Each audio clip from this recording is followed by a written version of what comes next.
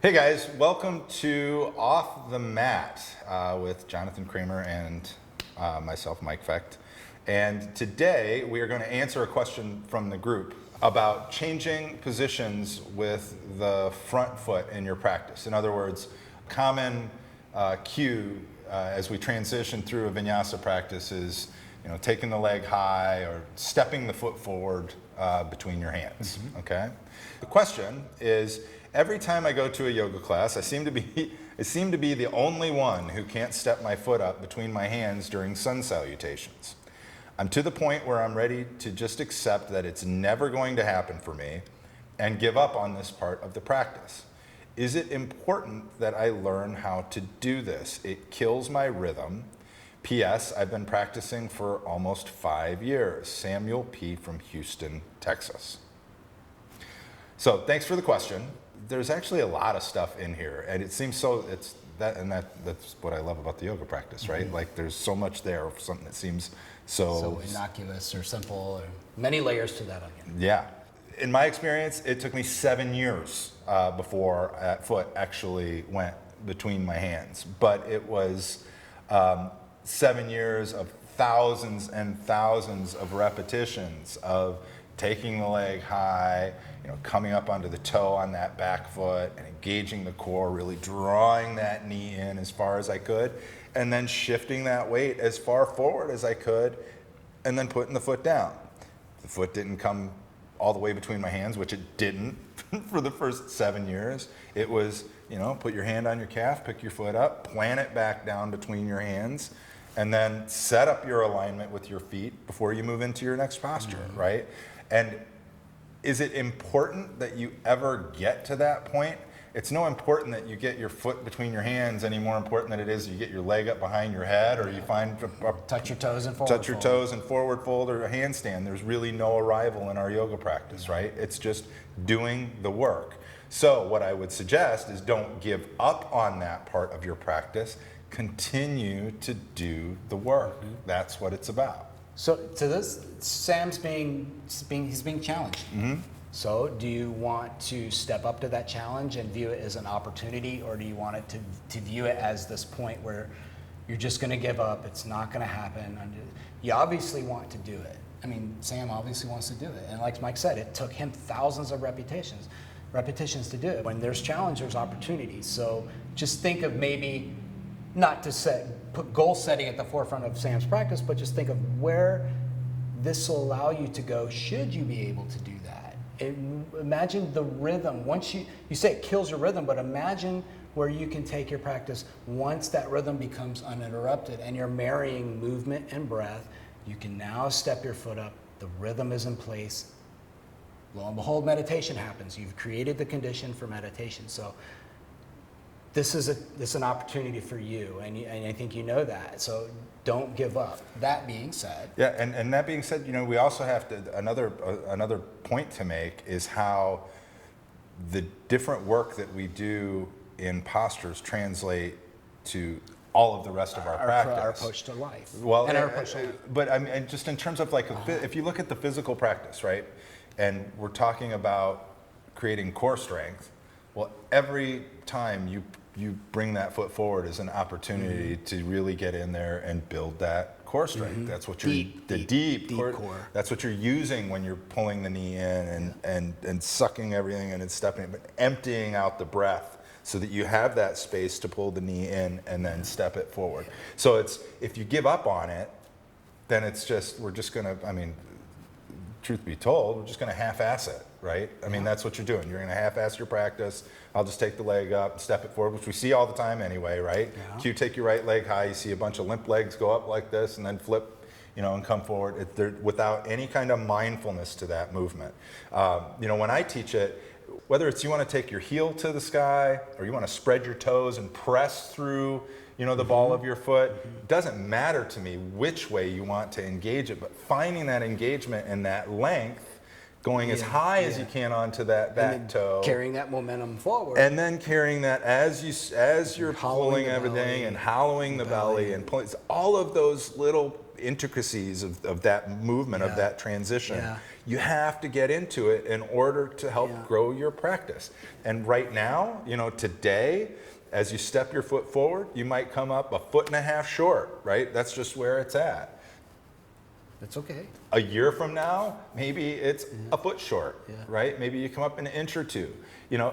Maybe you have an injury with your lower back and that 1.5 feet just went to 2 feet, right? Yeah. But that's your yoga practice. It's working with what you've got in the moment, not thinking that this is where I was at a year ago, so I should be here now. But we also understand that if we do this work and we do it repetitively, that it can be progressive from a physical perspective in terms of seeing those gains happen. So, point being, yeah, yeah. just keep doing Yeah, the work, yeah, yeah. the best that you possibly It's not can. a bad thing to observe gains. I mean, at all. No.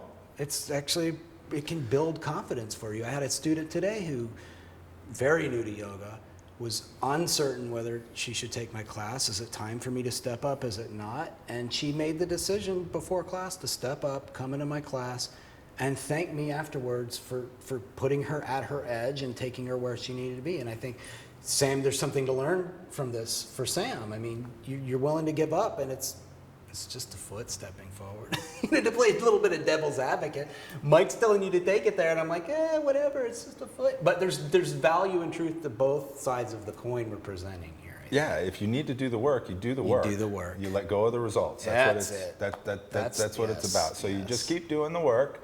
Understand that.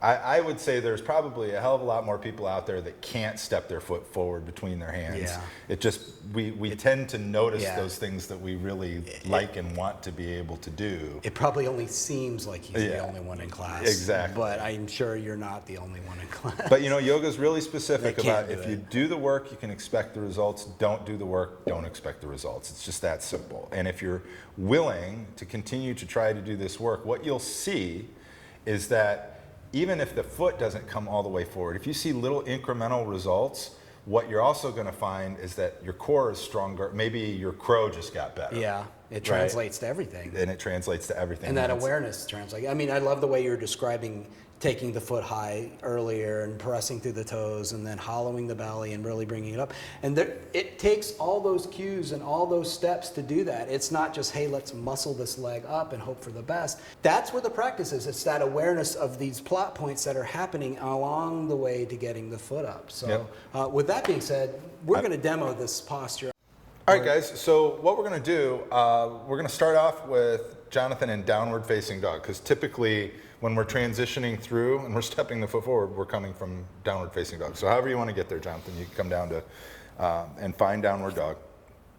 And we're just going to demonstrate a couple of different ways that this might happen, okay? So you see here he is in downward facing dog. So this first time through, we're going to show you what you're actually probably experiencing if you're having trouble getting the foot all the way forward. So we'll inhale, we'll take the right leg high, okay? On the exhale, we're going to step the foot forward, and maybe we come up a little bit short. If this is the case, then all you're going to do is take that right hand behind the back of the calf, the ankle, step the foot forward, then reground the hands. Now, take a moment to set up your foundation. So if we were moving into crescent lunge, he's already there. If we were moving into warrior one, you would drop the back heel. And then from a strong foundation, you come all the way up into the posture. Good.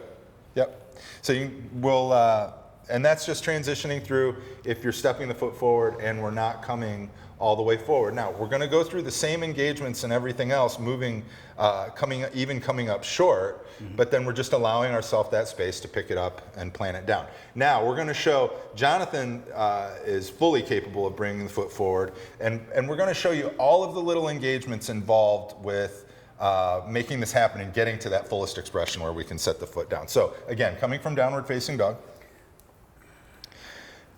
Now, being mindful here, as you see, the weight is shifted back. He's got the alignment, the straight line, fingers through the tailbone, the chest and shoulders are clear. Now, mindfully, on an inhale, we're going to take the right leg high. We're going to come up onto the toes on this back foot. It's going to see all that space that creates. On the exhale, we start to shift everything forward. We pull the knee into the core, shift the weight forward, and then that foot is just going to plant right down. Almost. Had to pop that finger. And that's the other thing too. You know, you might notice that you have to come up onto the fingertips to create a little space to bring the foot forward. It's perfectly fine, guys. It's all about the work that we're doing to get us here. You do that thousands and thousands and thousands of times, pulling that forward and pressing it down, and eventually, you know, this is where you might find yourself. And I say might because, again, maybe it happens, maybe it doesn't. It's really, it's not the end of the world. So, and then lastly, we want to give you guys just one other option to work with. And if you find, you want to check in with your downward facing dog, okay? So if you find that you're having difficulty getting the space, getting the chest and shoulders to open up where you can shift that weight to the back side, maybe you're a little tight here and you're shifting forward in downward dog, you might want to consider just using blocks in your downward facing dog. So I'll tell you what, Jonathan, if you'll come down to downward dog and show kind of what it looks like, you know, when you're tight in your shoulders before you grab the blocks. All right. Yep. So we're out of alignment a little bit. So let's straighten the legs a little bit and show what we would normally find. We're going to bring your weight forward a little bit more into your shoulders so we're off. This is really common, guys. You see this all the time, especially with us guys, because we're tight up here, okay? Now, ideally, without using the blocks, we can soften the knees, press the hips up and back, and now we come into that alignment right here where we get that straight line.